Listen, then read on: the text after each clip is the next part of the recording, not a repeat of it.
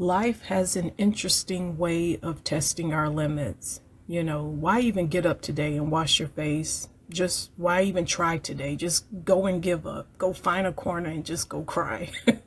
Is the energy I know a lot of us feel from time to time. Some people are dealing with job loss. Some people are dealing with a devastating diagnosis. Some with a relationship that left you heartbroken. These storms are real. And I get it, it can be overwhelming, moments where you just need to cry and scream, maybe punch the wall and, question how you'll even take another step.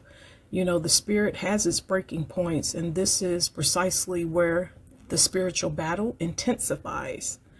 The enemy loves to exploit our weaknesses. We know in Isaiah, it says, "Do not fear, for I am with you. And do not be dismayed, for I am your God. I will strengthen you and I will help you." There is a sister right now. She just received a medical diagnosis that turned her world upside down. There was a lot of fear gripping her heart. Panic was setting in. She would repeat, "Do not fear, for I am with you." And it wasn't an instant cure for her illness, but it was an instant balm for her soul. It was reminding her that she wasn't walking this terrifying path alone. The strength came not from a sudden burst of energy, but from a deep, abiding peace in God's presence. God is our refuge and strength and ever-present help in trouble. I have another sister online who is going through a bad divorce. Her home feels broken and her spirit is crushed.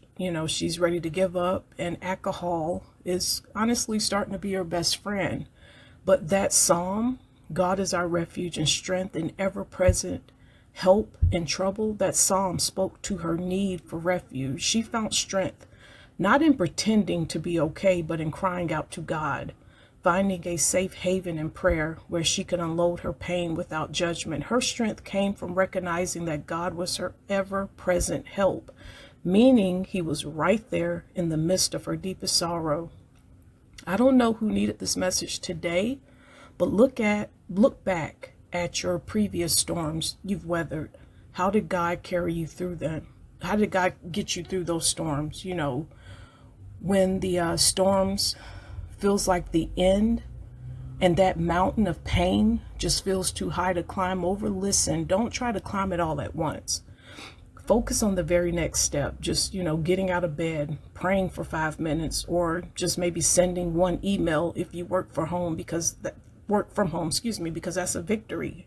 The storms, they may rage, and that temptation to just give up can feel overwhelming, but you are not alone. You are not without hope. God is your refuge, your strength, your ever-present help. When everything around you screams surrender, cling to his promises.